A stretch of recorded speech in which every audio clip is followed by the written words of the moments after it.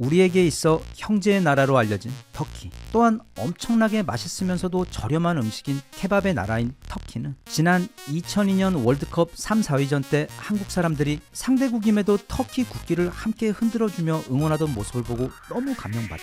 그때 이후 한동안 터키에서는 한국인들에게는 숙박비나 음식값을 받지 않는 모습을 보였을 정도였고, 또 한국으로부터 수입량이 월드컵 직후 약 70% 가까이 폭증했을 정도로 관계가 매우 좋았던 국가입니다. 물론 지금도 아주 좋습니다만, 한편 그렇게 좋았던 관계 때문에 최근 새롭게 대두되어 버린 문제도 있습니다. 바로 무기 산업 때문입니다. 참고로 요즘 보면 언젠가부터 갑자기 터키를 부를 때 튀르키예라고 부르고 있는데, 그건 지난 2022년 터키 정부에서 꽤 뜬금없이 자국의 영어 명칭인 터키가 칠면조라는 뜻이기도 하고, 또 그 의미나 어감도 그리 좋지 않다고 판단되어 터키의 국명을 공식적으로 튀르키예로 바꾸어 버리며 일종의 국가명 리브랜딩 같은 것을 하고 있기 때문인데, 하지만 이 영상에서는 저에게 친숙하고 전혀 그 어감도 나쁘지 않은 터키로 칭하도록 하겠습니다. 터키 사람들은 타고난 장사꾼들로 머리가 무척 좋습니다. 그래서 똑똑한 그들은 아시아와 유럽 사이에 위치한 자신들에게 있어 국가에 필요한 모든 군사 무기들을 비싸고 갑질하는 유럽에게서 구입해오는 대신 장비의 성능도 엄청 뛰어난 데다 그 기술력도 최고이며 심지어 넘사벽의 사후 서비스 퀄리티에다 가격까지 저렴한 바로 형제국가 한국의 장점을 진작부터 알아보고 무기를 한국으로부터 수입하기 시작한 전 세계에서도 최초 국가 중 한 곳이 바로 터키입니다. 참고로 우리의 자랑이자 지금 전 세계 자주포 수출 시장의 70% 가까이를 완전히 독점하고 있는 지구 자주포계의 코카콜라인 우리 K9이 2001년 사상 처음으로 해외로 수출한 것도 바로 터키였고, 그 K9을 전 세계 누구보다 먼저 써보고 그 성능이 너무 좋아 깜짝 놀란 당시 터키 정부는 뭐 다른 것도 없냐고 문의하던 차, 우리의 또 다른 자랑이자 요즘 정말 물 오른 전 세계 최강 전차 K2 흑표 역시 불과 4년 후인 2005년도에 수입합니다. 여기에는 한 가지 커다란 함정이 있었습니다.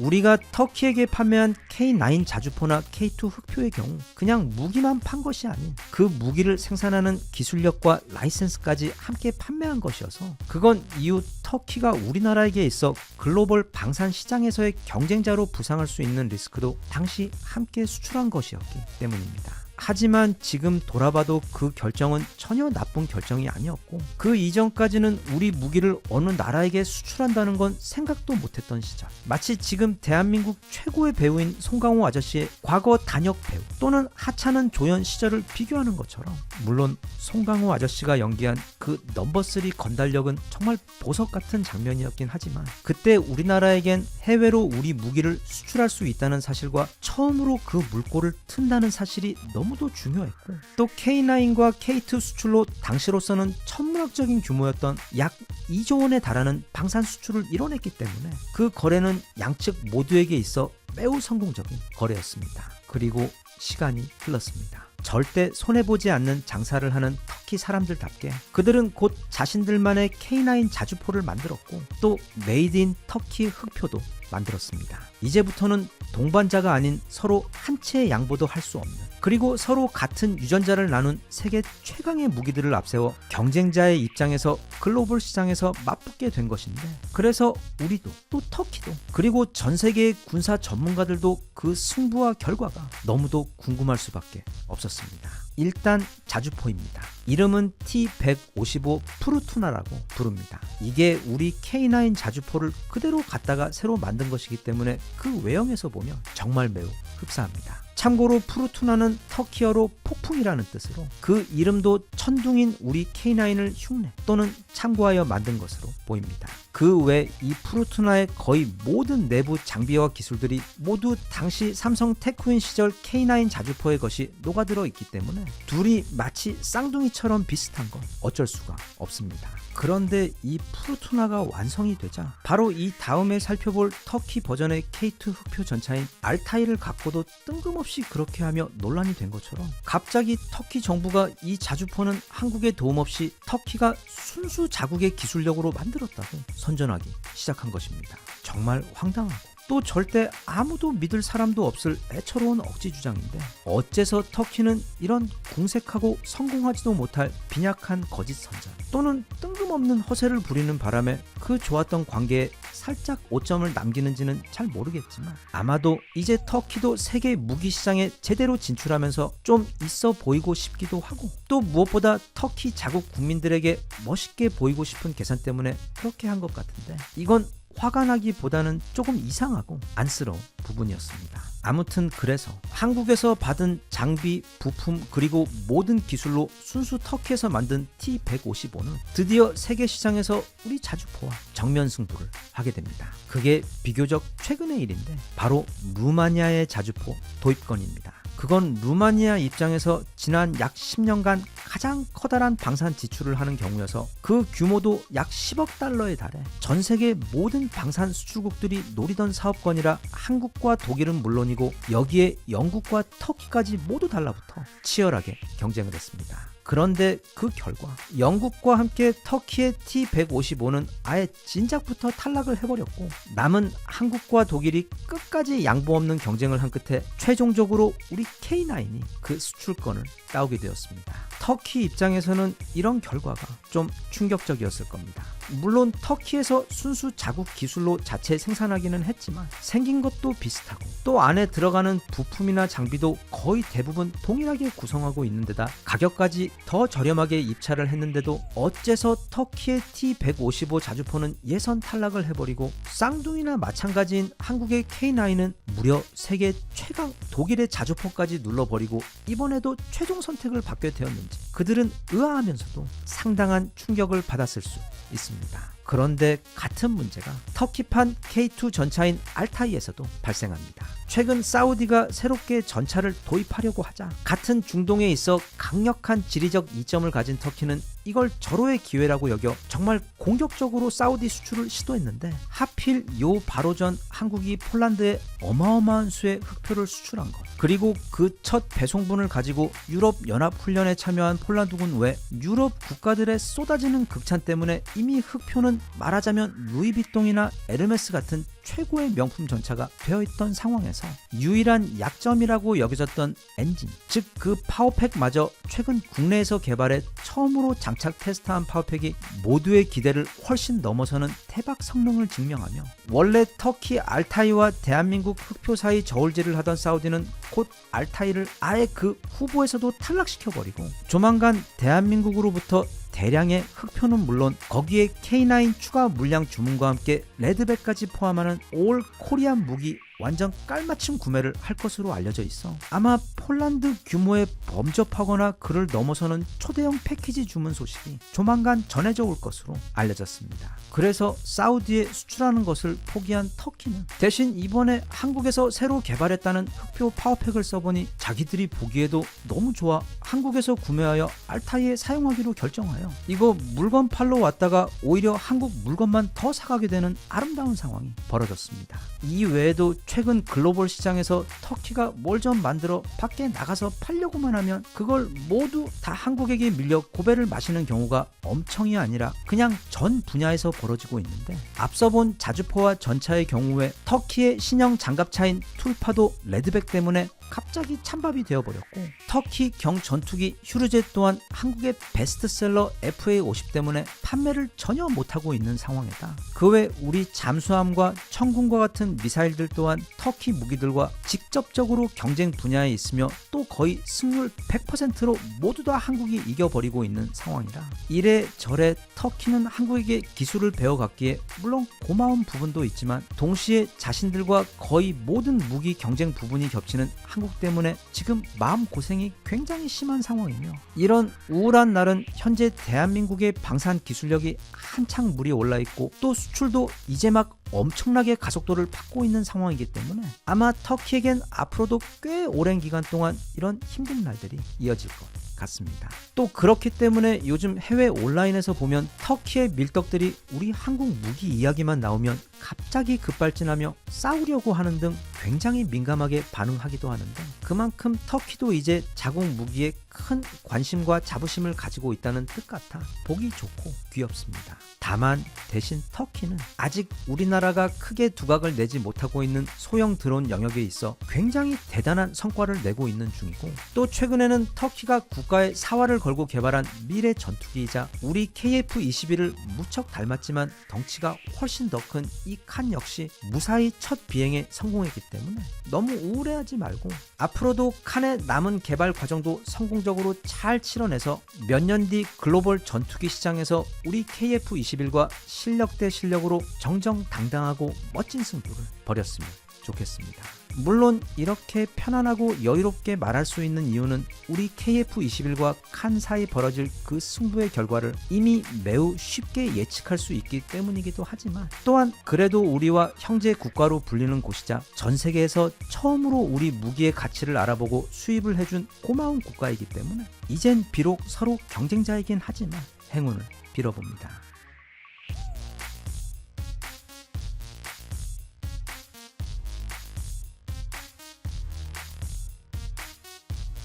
Even if you tried, you wouldn't understand it. Maybe something's missing inside of you. Just a bit of sugar to that horrid bitter. Maybe you taste different. 정말 살다 이런 날이 오게 될 줄은 꿈에도 몰랐습니다. 아마 조만간 미국에 우리 K9 자주포가 수출되어 무려 미 육군의 주력 자주포로 운용될 것으로 보입니다. 사실 지난번 폴란드 수출 때에도 많이 놀랐고, 또 강고등어 노르웨이에서도 우리 K2 흑표와 독일 레오파드가 붙었을 때 물론 굉장히 석연찮은 이유 때문에 결국 노르웨이가 천연가스 고객님인 독일의 레오파드를 구매하기는 했지만, 모든 평점에서 우리 흑표가 레오파드를 이기며 와, 우리가 독일보다 더 좋은 전차를 만드는 날이 실제로 도래한 것을 실감하며 기뻐하려는 찰나, 또 캥거루 호주에서도 우리 미끈하게 잘생긴 레드백 장갑차도 독일의 자랑이자 전세계 최고의 장갑차라고 불리던 그 링스를 제치고 수출 물량을 따냈을 때 진짜로 지금 우리가 대한민국 방산 황금기에 살고 있구나 하는 실감을 했었는데, 그래서 그것보다 더 큰 기쁨의 충격은 없을 것 같았는데, 미국이라니, 무려 세계 최강 육군인 미군이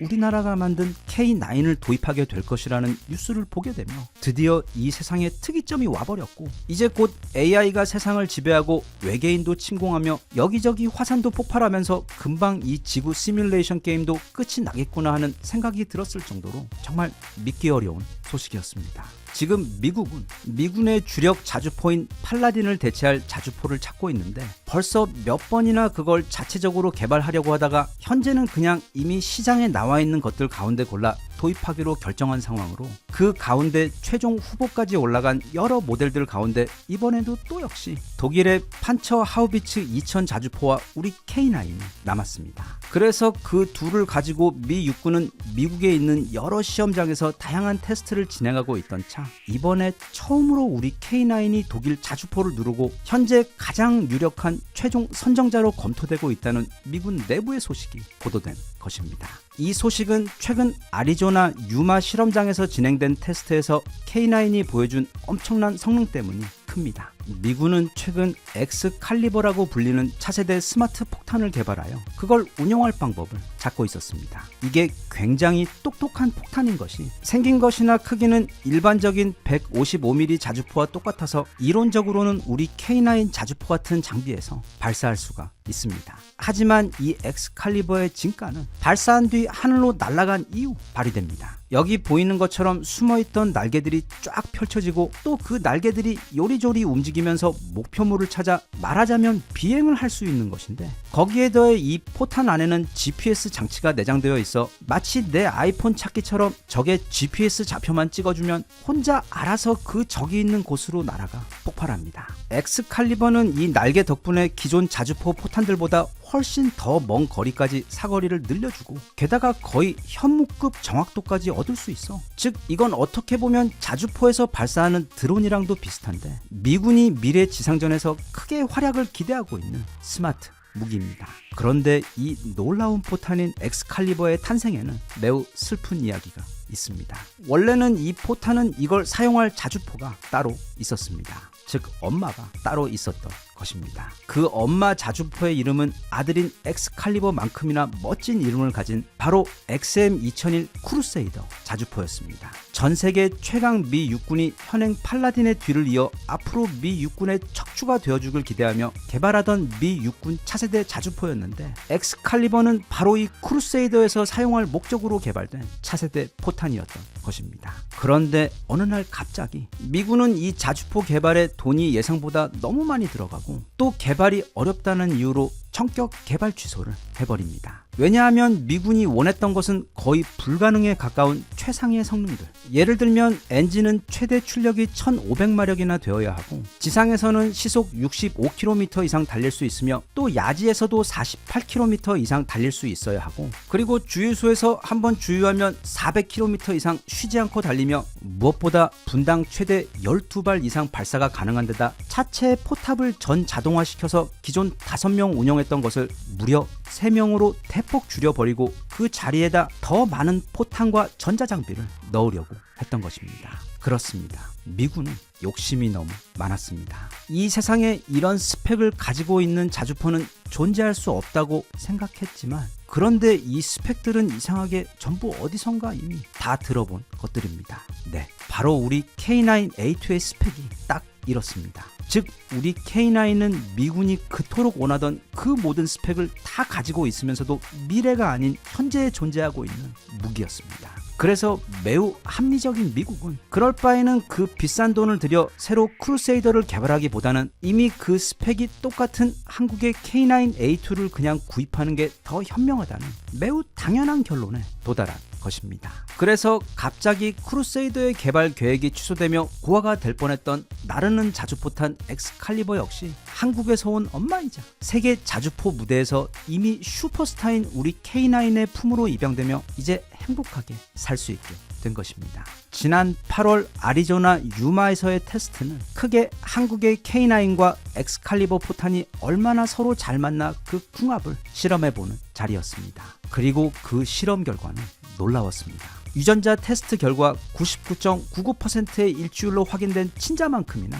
엑스칼리버는 우리 K9과 정말 이상할 정도로 완벽하게 잘 맞았습니다. 이번 테스트에서는 50km 밖에 있는 목표물을 향해 발사하는 것이었는데 K9은 엑스칼리버를 발사하여 무려 오차 범위 1m 내에서 목표물을 완벽하게 적중한 것입니다. 진짜 엄친아도 이런 엄친아가 없습니다. 그게 사막이든 강고등어 북유럽 눈밭이든 잘 달리고 또 잘 쏘고 당초에 고장도 나지 않는 데다 가격도 저렴한 데다 아니 이렇게 무려 미래의 자주포를 위해 개발된 신형 포탄까지도 완벽하게 소화를 해낼 정도이기 때문에 이번 아리조나 테스트 결과를 보고 감격한 미 육군은 지금 우리 K9으로 미군의 차세대 자주포 군단을 구성하기로 마음을 굳힌 것으로 알려져 있어. 어쩌면 이제 천조국 미국도 조만간 요즘 전 세계적으로 크게 유행이라는 한국 무기 깔맞춤을 시작하여 자주포도 우리 K9 또 M1 에이브람스 전차 후속 모델도 우리 K2 흑표로 그리고 이제 슬슬 퇴역이 가까워지고 있는 브래들리도 우리 레드백으로 다 바뀌는 날이 오지 않을까 또 혼자 신나서 상상을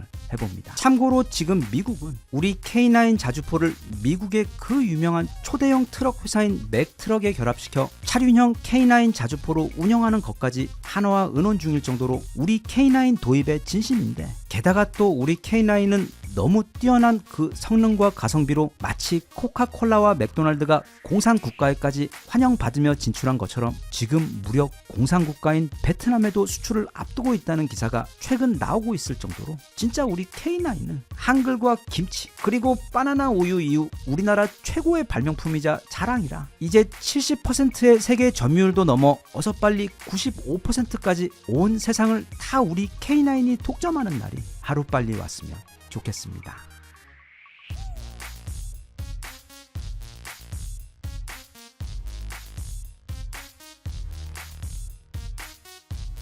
Even if you tried, you wouldn't understand it. Maybe something's missing inside of you.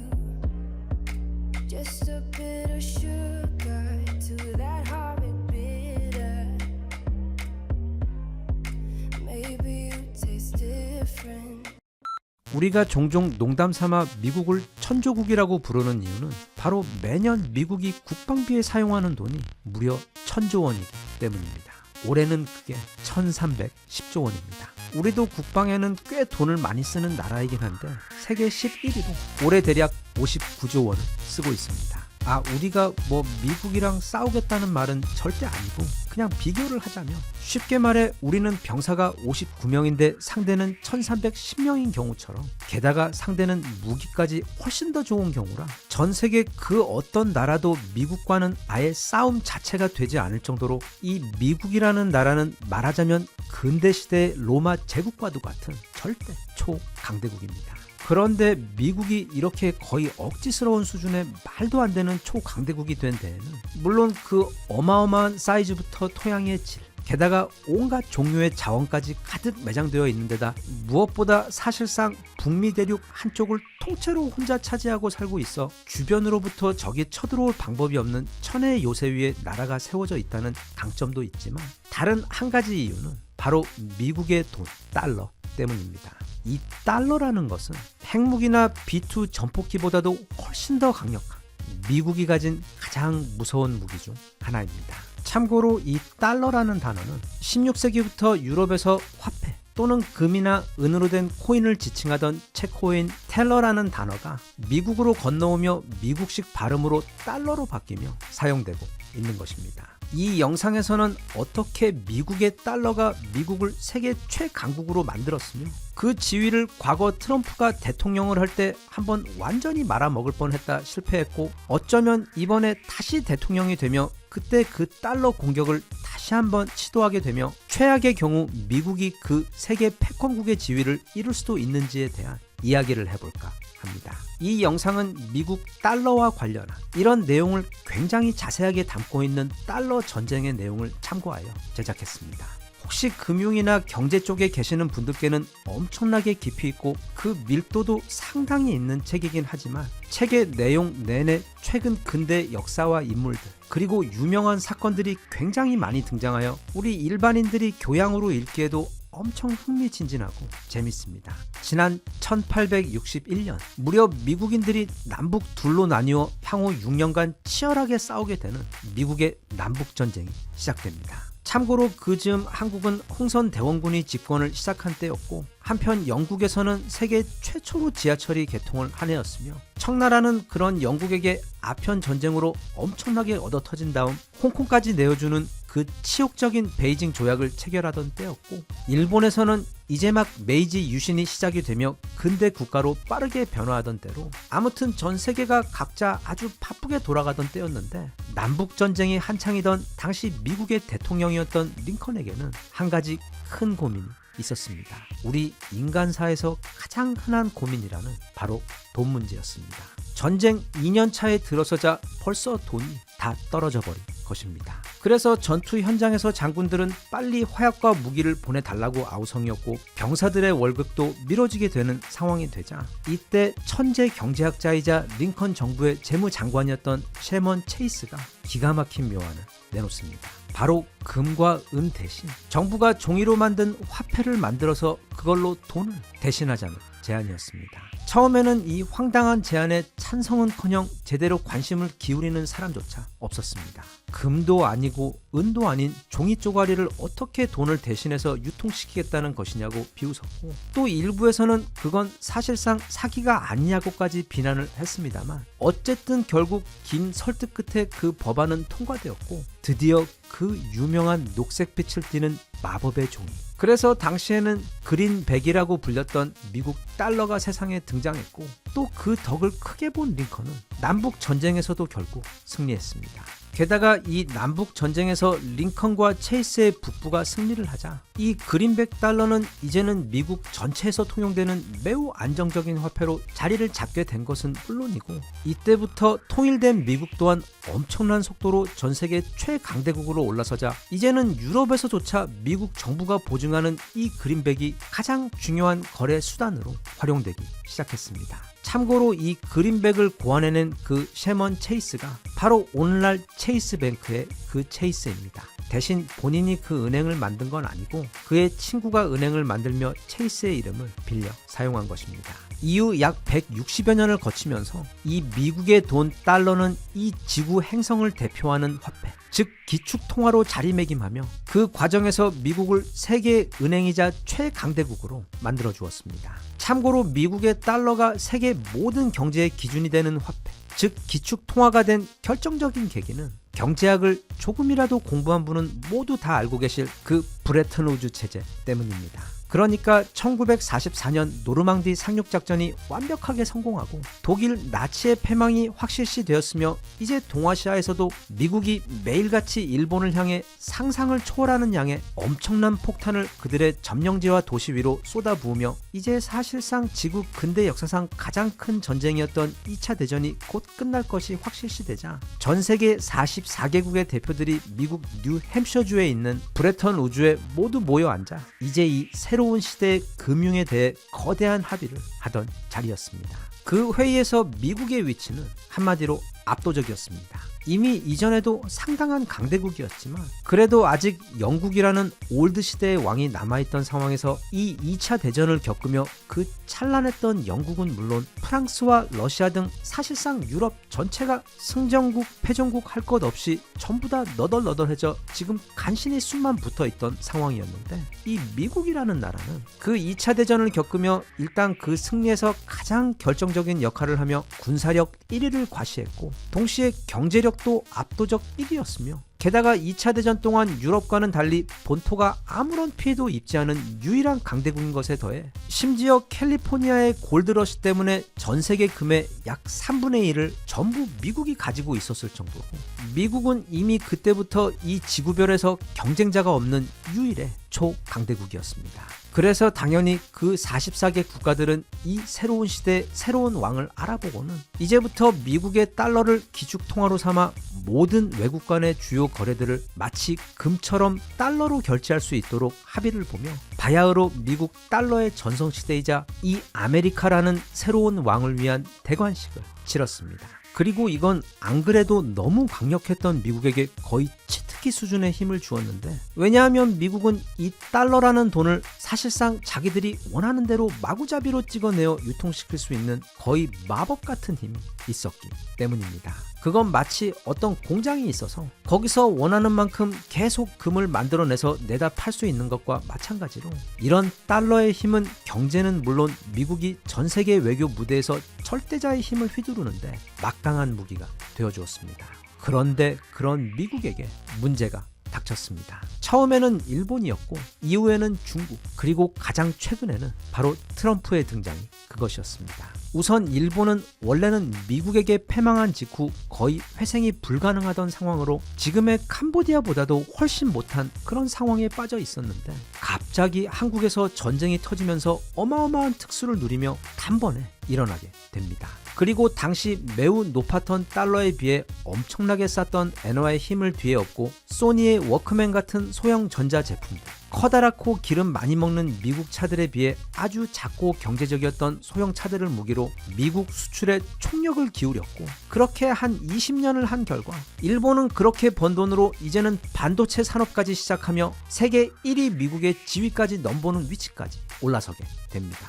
하지만 일본의 그 시도는 앞으로도 세계 역사에 길이길이 남을, 특히 일본 입장에서는 정말로 희한한 결정이었던 미일 반도체 협정과 그 유명한 프라자 합의를 통해 일본은 반도체 산업도 잃고 또 엔화의 환율이 갑자기 2배 이상 높아지며 수출 능력까지 사라져 버리면서 내리막길을 걷게 되며 우리가 아는 그 잃어버린 30년이 시작되었습니다. 그렇게 일본을 간단하게 정리하자 이번엔 중국이라는 더 큰 문제가 찾아왔습니다. 이번에도 역시 문제는 바로 강달러에 대한 환율이었습니다. 중국 또한 일본처럼 강달러를 공략하며 싼 위안화로 제작한, 그것도 전 세계에서 가장 싼 노동력으로 제작한 온갖 물건들을 거의 쓰나미 수준으로 전 세계를 향해, 특히 세계 최대 시장 미국을 향해 쏟아부었는데 일본에 비해 중국이라는 이 새로운 문제가 더 심각했던 이유는 중국은 단지 위안화의 유리한 환율만을 이용한 게 아니라 중국답게 아예 환율 조작까지 적극적으로 해가며 그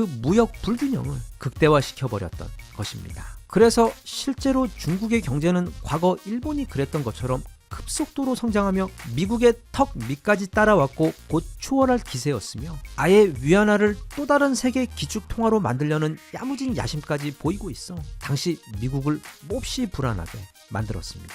이때 구세주로 나타난 이가 바로 우리 트럼프 아저씨입니다. 우리가 알고 있는 트럼프의 가장 대단한 업적이자 또 당시에는 엄청나게 욕을 먹었던 대중무역 전쟁의 바탕에는 미국과 중국 사이 이런 무역 불균형이 있었던 것이고 또 그 무역 불균형의 바탕에는 항시 너무 강하고 높았던 미국 달러와 그것의 약점을 노린 위안화의 환율 차이가 있었던 것입니다. 아무튼 아직도 미국과 중국 사이 이 경제 전쟁은 현재 진행 중이기는 하지만 트럼프의 등장과 아무도 예상하지 못했던 그의 황당하고도 충격적인 조치 덕분에 일단 중국의 기세가 굉장히 꺾여버린 상태이며 사실 중국은 아직도 그 트럼프의 충격을 수습하고 있는 중입니다. 그럼 당연히 트럼프는 미국의 영웅이어야 하는데 이게 꼭 그렇지만은 않습니다. 다들 알다시피 트럼프는 엄청나게 합리적인 사람, 마치 얼음처럼 차가운 실리주의자입니다. 즉 미국이 세계 민주주의 수호에 앞장서고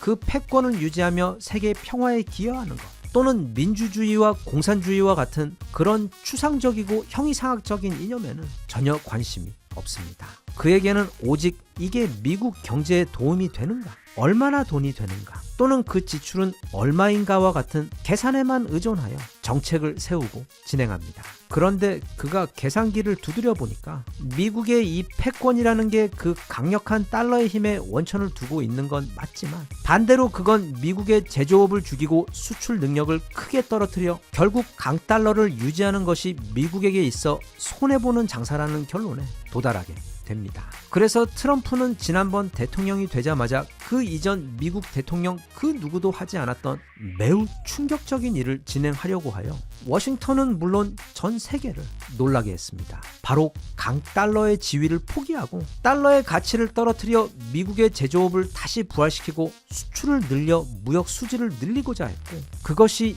이념이나 추상적인 것이 아닌 실제로 미국의 중산층들에게 일자리를 늘려주고 그들의 은행 계좌와 주머니를 채워주어 결국 그의 캐치프레이즈대로 아메리칸 꿈이 살아있는 기회의 땅이자 모두가 잘 사는 나라로 만들어 그게 바로 미국을 다시 위대하게 만드는 것이라고 그는 믿었습니다. 그 방법이 얼마나 과격하고 충격적이었던 간에 실제로 그게 어느 정도 말이 맞는 게 미국이 강달러를 유지하는 지난 60여 년 동안 미국은 그 돈놀이로 월가를 비롯한 일부 금융 섹터에서만 그야말로 천문학적인 돈을 벌어들였지만 그 과정에서 거의 절대 다수의 미국 중산층 가정들은 일자리를 잃고 계속해서 더 빈곤해져 갔습니다. 그래서 꼭 트럼프의 신념이나 방법이 옳다는 게 아니라 그는 달러의 패권을 포기하는 대신 미국의 실질적인 경제 이익을 챙기기 위해 심지어 미국 재무부는 물론이고 연방준비위원회 즉 신의 대리인이라는 그 페드 의장과도 싸우면서까지 지난 약 60년 넘게 이어져 오던 그 달러 패권을 무너뜨리려고 미국의 정치계를 비롯한 사실상 미국 체제 전체와 전쟁을 벌였습니다. 하지만 그는 그 전쟁에서 패했고 그리고 그건 그가 재선에 실패했던 결정적인 원인이 되었습니다. 제가 생각하기엔 이제 거의 일주일 앞으로 다가온 미국 대선에서 아마도 거의 확실하게 우리 트럼프 아저씨가 다시 당선될 확률이 지금 너무도 높아 보이는데 이미 전에 한번 아주 독한 경험을 한 적이 있어 더욱 강력해진 그가 다시 백악관으로 돌아오게 되면 이제 그 미국의 달러의 운명은 과연 어떻게 될 것이며 또 만약 이번에는 트럼프가 미국 달러 전쟁에서 승리하게 되면 과연 또 미국은 어떻게 될 것이고 물론 여기저기에서 지금 벌어지고 있는 전쟁들은 멈추겠지만 또 전 세계의 시장은 얼마나 요동치며 변화하게 될지 한편 매우 불안하기도 하면서 또 무척 궁금합니다. 아무튼 이 트럼프 아저씨는 진짜 폭풍을 몰고 다니는 엄청난 사나이. 만약 카오스라는 단어가 인간으로 태어났을 때 보여줄 수 있는 그 끝을 보여주는 정말 대단한 사람인 것만은 분명한 것 같습니다.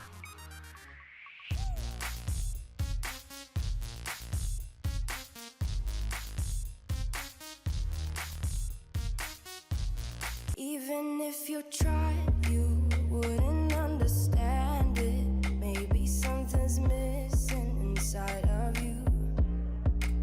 Just a bit of sugar to that horrid bitter. Maybe you taste different. 아테네에서 가장 못생겼던 남자. 코는 넓은 자갈돌처럼 넓적했으며 입술은 지나치게 두꺼웠고 마치 개처럼 양쪽으로 쭉 찢어진 눈에 심지어 거의 대머리였던 소크라테스는 목욕도 잘 하지 않았는데다 항상 맨발에 늘 초췌한 옷만 걸치고 다녔기 때문에 솔직히 말하면 그리 매력적인 남자는 아니었습니다. 이번 영상에서는 니체나 쇼펜하우어 또는 공자와는 다르게 그 이름이 아주 유명하기는 하지만 좀처럼 책이나 매체에서 잘 다루어지지 않아 너 자신을 알라와 같은 몇 마디 외에는 그에 대해 알려진 것도 거의 없고 배울 것도 많지 않은, 그러나 잘 믿겨지지 않겠지만 사실 그는 알고 보면 완전 끝내주는 상남자 중에서도 진짜 최고의 알파 메일이었던 것에 더해 또 그가 전하려 했던 철학 역시 너무 어렵거나 아니면 소수의 사람들만 이해할 수 있는 난해한 것이 아닌 우리의 인생에 있어 엄청나게 현실적으로 도움이 되는 귀한 지혜들이었다는 사실을 잘 알 기회가 없는데, 그래서 오늘은 이 철학자들의 철학자인 소크라테스에 대해 함께 알아볼까 합니다. 먼저 여기 잠깐 퀴즈를 내겠습니다. 당시 아테네 사람들이 불렀던 소크라테스의 별명은 무엇이었을까요? 1번 대머리, 2번 그리스 최고의 철학자, 3번 아테네 오징어. 다 틀렸습니다. 정답은 4번 전기가오리입니다. 네, 그의 별명은 무려 전기가오리였습니다. 그는 누구든 일단 자신과 대화를 시작하면 사람들로 하여금 스스로 자신이 얼마나 멍청한지를 깨닫게 만들어 매번 충격을 주었기 때문에 붙은 별명이었는데, 여기서 한 가지 오해하면 안 되는 것이 그는 어떤 이들처럼 남들에게 막 아는 척 있는 척 하면서 그들로 하여금 내가 무식하다고 느끼게 하여 열등감을 준 게 아니라 매우 예의 바르고 친절한 말투로, 그리고 항상 조심스럽게 그 사람 스스로 자신의 논리의 허점을 깨닫도록 도와주어 그런 아프지만 소중한 깨달음을 얻도록 해주었던 것입니다. 우리가 이 소크라테스에 대해 가지고 있는 또 한 가지의 선입견은 그가 땅딸보의 대머리 그리고 배가 많이 나온 뚱뚱보였기 때문에 항상 책상 앞에 앉아 책을 읽거나 글을 쓰고 있었을 그런 학자 타입의 사람이었을 것이라는 오해입니다. 그 정반대입니다. 그는 당시 아테네 최고의 전사이자 전쟁 영웅 중 한 명으로 요즘으로 말하자면 특수부대에 해당하는 아테네 최정예 중보병 전사로서 수많은 전투에 참전하여 싸우며 그의 활약상은 아테네에서도 아주 유명했을 정도로 그는 싸움 좀 하던 아주 센 상남자였습니다. 그런데 40 전까지는 그래도 조용했던 그의 삶이 40을 전후해서 완전히 바뀌어버립니다. 왜냐하면 37살 때 참전해서 40살까지 싸웠던 포타다이아 전쟁에서 물론 그의 활약상은 대단하긴 했지만 그가 직접 목격하게 된 전쟁의 참혹함과 무엇보다 강자였던 아테네가 약소국을 힘으로 부당하게 제압하는 모습을 보게 된 소크라테스는 세상에 대한 심각한 실망과 회의에 빠지게 됩니다. 그래서 그때부터 과거 공자가 그랬듯이 매일같이 아테네 여기저기를 돌아다니며 사람들과 대화하며 과연 무엇이 선이고 우리 인간은 어떻게 살아야 하며 나아가 이 세상에서 모두가 평화롭고 행복하게 함께 어울려 잘 살려면 어떻게 해야 하는지를 만나는 사람마다 그 전기가오리 충격을 주고받으며 찾고자 했던 것입니다. 물론 그와 대화를 나누며 큰 충격을 받은 사람들 가운데 그를 싫어하는 사람들도 매우 많았지만 대중적으로 그는 요즘으로 말하자면 거의 연예인급으로 아주 큰 인기를 끌던 아테네 최고의 유명인이었습니다. 그런데 BC 404년 그가 65살이 되었을 때 아테네에게 끔찍한 재앙이 찾아옵니다. 바로 국민들 전체가 타이슨과 효도르로 이루어진 옆 동네 인간병기 국가인 스파르타와의 전쟁에서 완전히 패하면서 아테네의 민주주의 정부는 스파르타에게 짓밟히게 됩니다. 그래서 참주정이라고 불리는, 즉 스파르타에서 파견한 30명의 지도자들에게 도시가 지배를 당하는 치욕을 당하면서 또 이 과정에서 아테네의 수많은 정치인들과 장군들이 참수를 당하기까지 했는데, 그런데 이게 또 아테네 역시 그냥 동네 서클이 아니었기 때문에 금방 군대를 다시 정비해 반격해 정말 기적적으로 스파르타를 나라에서 몰아내는데 성공합니다. 그런데 그렇게 스파르타를 몰아내고 나자 이제 아테네에 남아있던 그러니까 스파르타에게 알아서 복종하며 참주정 정부를 지지했던 정치인들과 어렵게 다시 민주정을 회복시켜낸 오리지널 아테네 정치인들 사이 엄청난 싸움이 벌어지고, 또 시민들은 그들 모두를 크게 비난하며 아테네는 커다란 혼란 속으로 빠져버립니다. 그러자 이 영악한 정치인들은 누군가 한 명을 희생자를 삼아 이 모든 이슈를 덮고 자신들을 향하던 그 비난을 돌리려고 꾀를 냈는데, 그들이 찾아낸 그 불쌍한 희생양이 바로 소크라테스였던 것입니다. 그래서 굉장히 뜬금없이 갑자기 누군가에 의해 그가 아테네 도시를 돌아다니며 젊은이들과 대화를 나누면서 그들의 정신을 타락시키고 또 신을 모독했다는 참 뭐 같은 어설픈 이유로 그를 고발하여 법정에 세우게 되는데, 어찌되었던 그렇게 시작된 희대의 소크라테스 법정 싸움은 당시 아테네와 그 주변국들의 가장 뜨거운 이슈가 되어 모든 다른 정치적 이슈를 삼켜버렸을 정도로 대단한 사건이었습니다. 이렇게 소기의 목적이 달성되자 그 정치인들은, 그러니까 배심원들은 원래는 소크라테스를 사형시킬 생각까지는 전혀 없었습니다. 그냥 그를 법정에 세워 이슈를 만들고, 또 고고하고 자존심 높은 그가 대중들에게 허리 굽혀 읍소하며 그래서 그의 입에서 잘못했음 이 네 마디만 해준다면 사실 그냥 풀어주고 이 모든 사건을 마무리하고 싶었습니다. 하지만 달콤한 남자 이병헌처럼 우리 소크라테스도 애초 그런 비굴한 말은 할 줄 모르는 상남자들이었기 때문에, 게다가 또 소크라테스는 자신에게 제기된 그 죄목들을 너무도 얄미울 정도로 논리적으로 완벽하게 따박따박 반론하며 전혀 굽히지 않자 자존심이 상해버린 배심원들은 500명 가운데 360대 140으로 투표를 하여 결국 소크라테스의 사형을 결정해버립니다. 그리고 스승이 당한 이 사건은 후에 그의 제자 플라톤이 민주주의를 혐오하게 되는 가장 큰 이유가 되었습니다.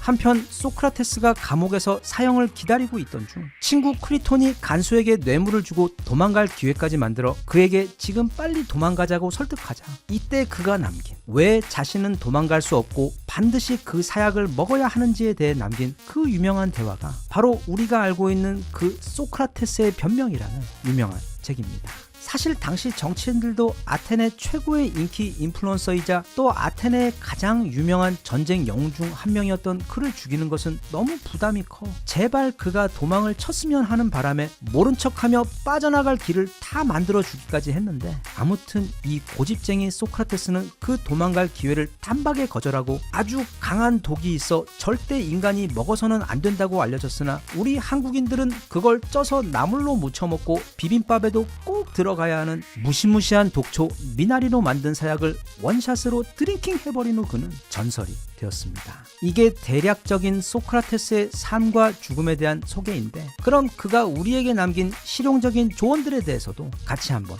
알아보겠습니다. 참고로 이 영상은 국내 철학 입문서 중에서도 매우 드물게 소크라테스라는 주제를 다룬, 그리고 그 내용을 사실 꽤 놀라울 정도로 충실하게 꾹꾹 눌러 담아 펴낸 책 40에 읽는 소크라테스의 내용을 소개하는 영상입니다. 저는 이미 이 40 철학 시리즈 중에서 니체부터 쇼펜하우어까지 거의 대부분의 철학자들을 다 다루었는데, 이번 소크라테스 편은 그 중에서도 어쩌면 가장 내용이 훌륭하고 또 읽으면서도 크게 도움이 되었던 매우 좋은 책이었습니다. 그래서 올겨울 밖에 눈이 소복소복 내리는 저녁, 집에 앉아 찬찬히 읽어볼 좋은 철학 입문서를 찾던 분들께는 아마도 매우 좋은 선택이 될 것으로 보이기 때문에 관심이 있으신 분들은 이 책 꼭 한번 알아보시길 바랍니다. 자, 이제부터는 소크라테스가 우리에게 남긴 정말 피와 같은 인생 조언들 이야기입니다. 우선 제일 먼저 그의 가장 유명한 말인 너 자신을 알라부터 시작하겠습니다. 이건 사실 그가 남긴 말이 아니라 당시 아테네에 존재하던 신에게 제사를 올리는 가장 성스러운 곳인 델포이 신전의 입구에 적혀있던 말입니다. 하지만 소크라테스는 본인 스스로도 내가 알고 있는 유일한 것은 나는 아는 게 아무것도 없다는 사실뿐이다 라고 노래처럼 이야기해왔고, 또 사람들과 이야기를 나누면서도 그렇게 항상 다 아는 척을 하는 이들의 논리를 처참하게 무너뜨리며 실상은 그들이 아는 것이 아무것도 없다는 사실을 깨닫게 해주어 어찌하다 보니 이게 이제는 소크라테스를 대표하는 슬로건 비슷한 것이 되어버렸습니다. 그 말의 속뜻은 이렇습니다. 지피지기면 백전불태라는 말처럼 내가 나를 모르는데 어떻게 이 어려운 세상을 제대로 살아갈 수 있느냐는 뜻으로 그는 우리가 마치 말장수처럼 되어야 한다고 했는데, 즉 이 말이 다리가 튼튼한지 고집이 센지 겁이 많은지 쉽게 흥분하는지 등 말장수는 자신이 파는 그 말에 대해 세세하게 잘 알고 있는데 반해 우리는 남들에게는 관심이 많은 반면 정작 자신에 대해서는 제대로 알려고 노력을 하지 않아 스스로에 대해서는 너무 모르고 살고 있는 경우가 많다고 지적한 것입니다.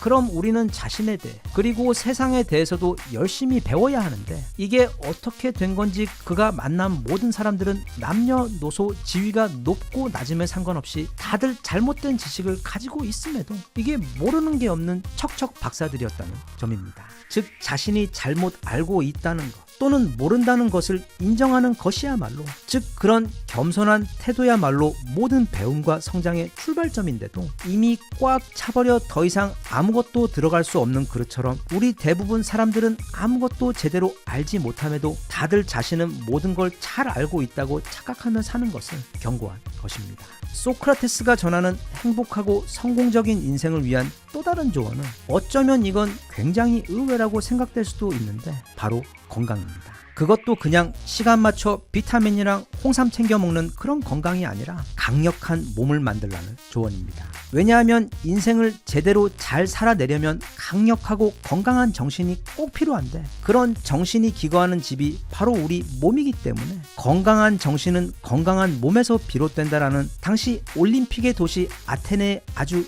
유명한 표어처럼 그건 옵션이 아니라 필수라고 아테네 최고의 중보병 전사이자 70살이 되어서까지 한겨울에 맨발로 거리를 걸어 다닐 정도로 강건했던 소크라테스는 강조했습니다.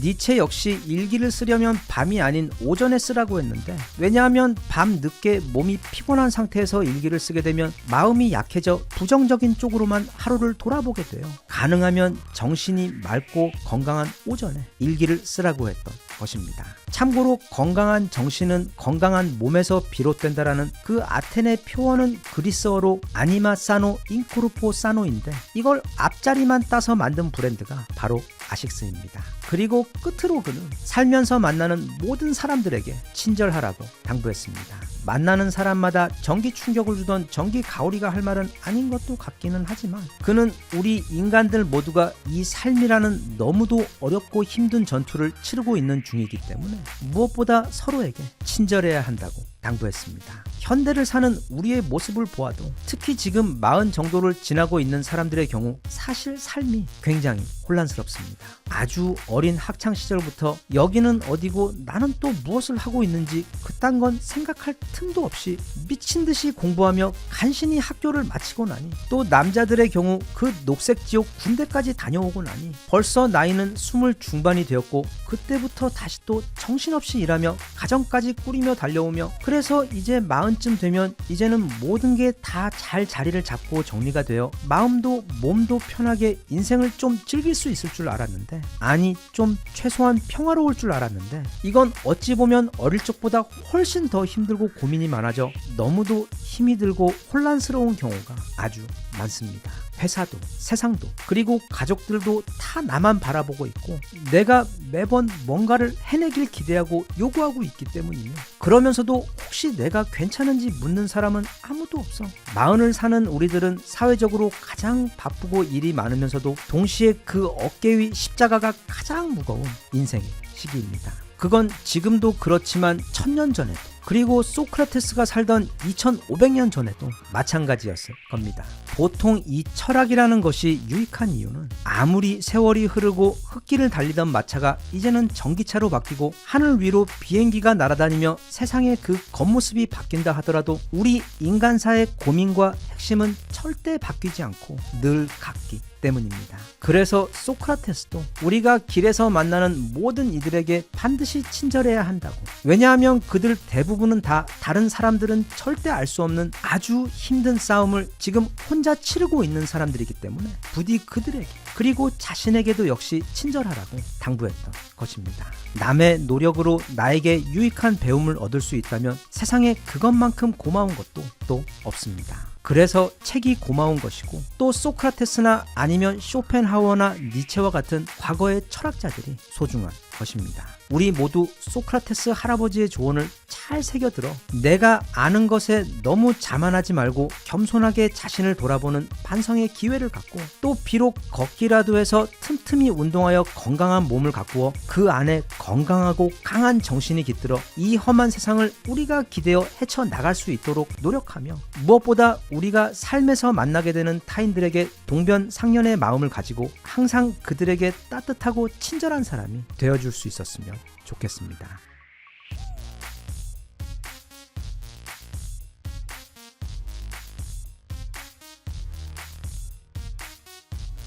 Even if you tried, you wouldn't understand it. Maybe something's missing inside of you. Just a bit of sugar to that horrid bitter. Maybe you taste different.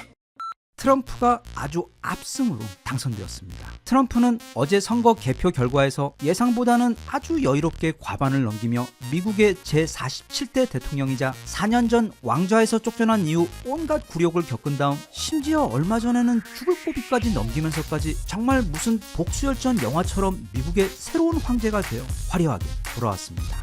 정말 흥분됩니다. 이제 다시 우리의 이 지구 운명은 한치 앞을 내다볼 수 없는 엄청난 혼돈의 소용돌이 속으로 빨려 들어가 다시 한번 굉장한 변화들을 경험하게 될 것입니다. 전 세계의 전문가들은 다들 트럼프가 다시 대통령이 되면 이렇게 할 것이고 또 저렇게 될 것이다라고 수많은 전망들을 해왔지만 트럼프 특성상 아마도 그 모든 예상과 전망을 아득히 뛰어넘는 아무도 상상조차 못했던 정말 충격적이고 파격적인 말과 행동들을 매일같이 세상을 향해 던질 것이기 때문에 앞으로 나와 우리가 살고 있는 이 세상과 특히 우리나라의 미래가 어떻게 변할지 마치 높이 5,000m짜리 청룡열차에 안전벨트 없이 올라타 그 꼭대기에 올라서서 이제 막 전속력으로 질주를 시작하기 바로 그 직전의 기분처럼 엄청난 기대와 걱정이 교차하는 기분 좋은 흥분이 느껴집니다. 모두가 다 같은 마음이겠지만 개인적으로 이번 트럼프의 복귀와 관련해서 가장 크게 기대하고 있는 부분은 바로 전쟁 종식입니다. 그는 입버릇처럼 자신이 대통령이 되는 순간 그 끔찍한 우크라이나 전쟁과 중동 전쟁을 즉시 끝낼 것이라고 호언을 해왔기 때문이며 또 전쟁을 매우 싫어하는 그답게 즉시 그렇게 할 것으로 예상되기 때문인데 그럼 누군가는 말합니다. 그가 아무리 미국의 대통령이긴 하지만 그 전쟁들을 무슨 수로 끝을 낼 수 있겠냐고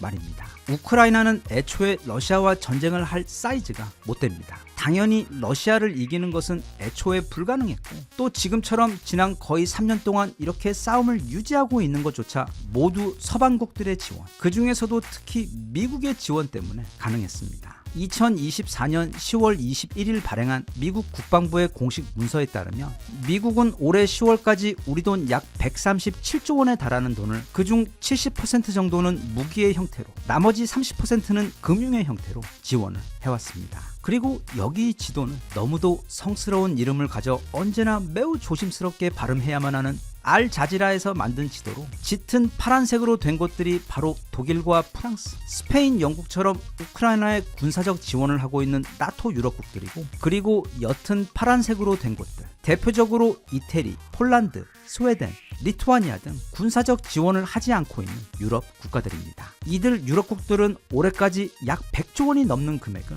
무기와 금융의 형태로 지원을 해왔습니다. 즉 미국과 서방이 함께 지난 3년간 최대 237조 원 가까이 되는 엄청난 지원을 해왔던 것입니다. 그런데 당연히 그 모든 지원 계획의 선두에는 나토의 수장인 미국이 있고 또 미국의 수장은 미국의 대통령이기 때문에 트럼프가 이 지원 계획을 정지시키는 순간 다른 유럽국들의 지원 역시 즉시 끊기게 되며 사실상 이 전쟁은 그 결정이 내려지는 순간 멈추게 됩니다. 그리고 트럼프는 푸틴과도 매우 가깝기 때문에 결국 우크라이나와 러시아는 이제는 서로 포를 쏘며 양국 모두 매일 엄청난 수의 젊은이들을 희생시켜가며 싸움을 이어가는 대신 이제는 협상 테이블에 앉아 어떤 형태로든 이 전쟁을 마무리하는 결정을 내려야만 합니다. 그리고 트럼프와 푸틴이 가깝다고는 하지만 그것 역시 서로 무조건 주는 것이 아닌 분명한 기브앤테이크의 관계이기 때문에, 그리고 이후 다른 유럽 국가들과의 관계와 협력도 매우 중요하기 때문에 트럼프가 푸틴이 기대하는 것처럼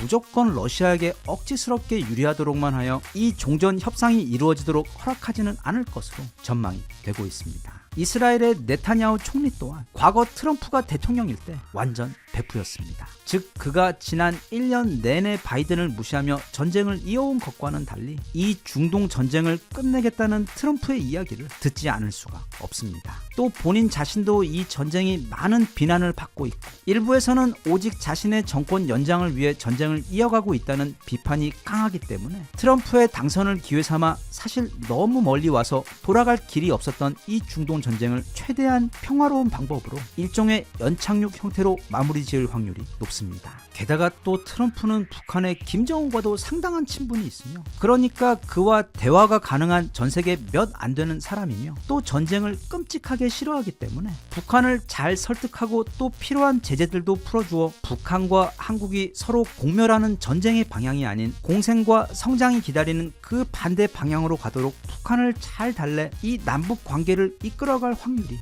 매우 높습니다. 이 전쟁 종식 부분에 있어 우리 대한민국에게 가장 고마운 소식은 최근 북한의 러시아 파병 소식과 함께 이거 어쩌면 우리나라도 무기를 지원할지 모른다는 소문까지 들리면서 또 그러면 어찌어찌 하다 남과 북이 다시 싸우게 되는 그런 끔찍한 상상이 조금씩 현실이 되어가고 있던 솔직히 아주 걱정스럽고 무서운 일들이 최근 이어지고 있었는데 이제 우크라이나 전쟁이 끝나고 나면 북한과 러시아의 군사적 협력이나 또 북한의 러시아 파병 또한 그게 더 이상 세 번째 세계대전이나 또는 남과 북의 또 다른 전쟁을 부르는 도화선이 되는 가능성을 원천적으로 없애버리는 것이기 때문에 우리 대한민국 또는 이 한반도가 다시 그 생각조차 하기 싫은 끔찍한 전쟁의 시나리오 속으로 빨려들어가는 우려가 트럼프의 당선과 함께 사라지게 되는 것이 우리로서는 가장 고마운 일이 아닌가 싶습니다. 우리 남과 북이 다시 싸우고 또는 우리 한반도가 다시 불바다가 되어버리며 전쟁터가 되면 가장 신나고 좋아할 곳은 바로 일본입니다.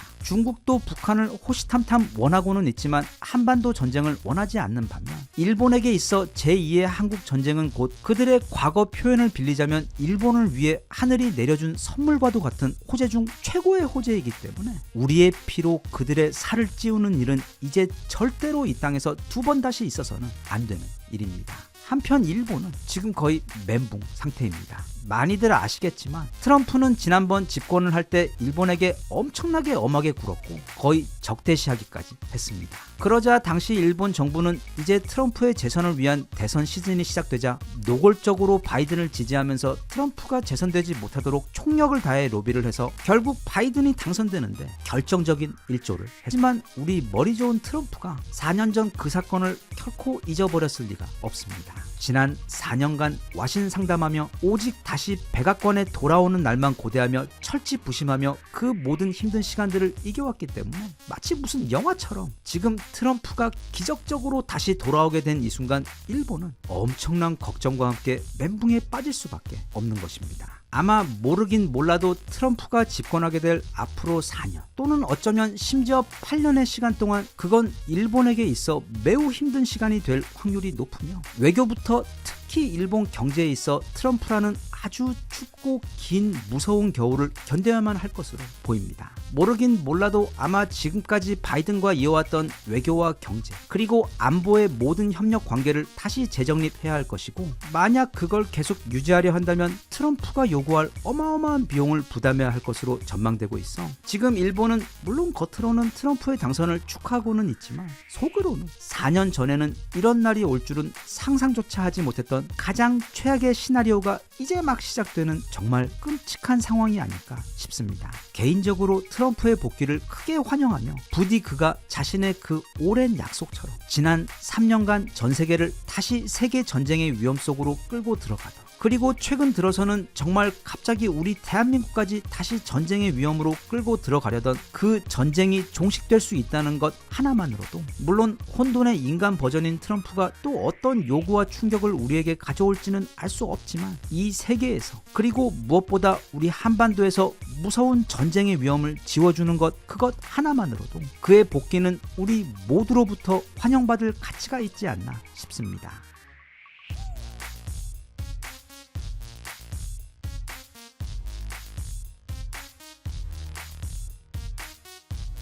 Even if you tried, you wouldn't understand it. Maybe something's missing inside of you. Just a bit